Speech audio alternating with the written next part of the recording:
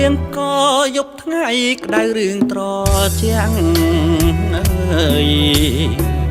ទោះមានឧបសគ្គក៏មិនរុញរា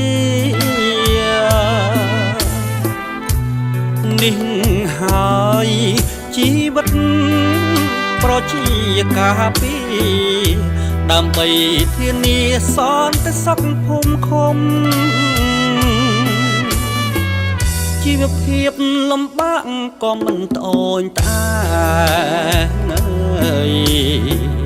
គ្មានទេប្រាក់ខែពឹងប្រាក់ឧបត្ថម្ភ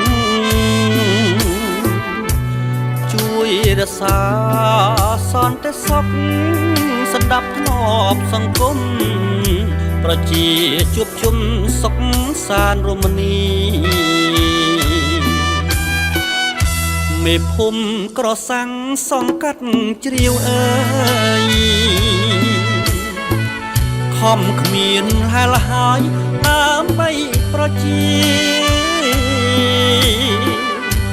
ផ្លែខូចតូចធំឧបត្ថម្ភថាវិការដោះស្រាយបញ្ហាមិនថាយប់ថ្ងៃពលរដ្ឋមានទុកមានមុខមេឃុំអើយពីរាំងក្រសាំងវត្តព្រិនសាក់សីផ្សារកែងមេម៉ាយប្រែមុខមាត់ថ្មីប្រជាប្រុសស្រីរស់សុខសាន្តអើយ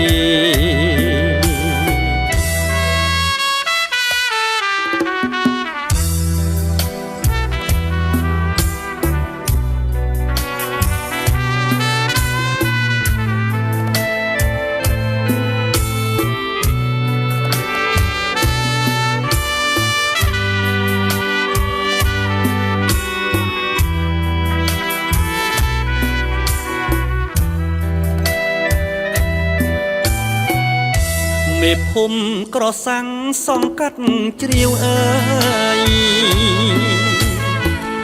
ខំគ្មានហែលហើយដើម្បីប្រជាផ្លែខូចតូចធំឧបត្ថម្ភថាវិការដោះស្រាយបញ្ហាមិនថាយប់ថ្ងៃពលរដ្ឋមានទុកមានមុខមេឃុំអើយពីរាំងក្រសាំងវត្តព្រិនសាក់សីផ្សារកែងមេម៉ាយប្រែមុខមាត់ថ្មីប្រជាប្រុសស្រីរស់សុខសាន្តអើ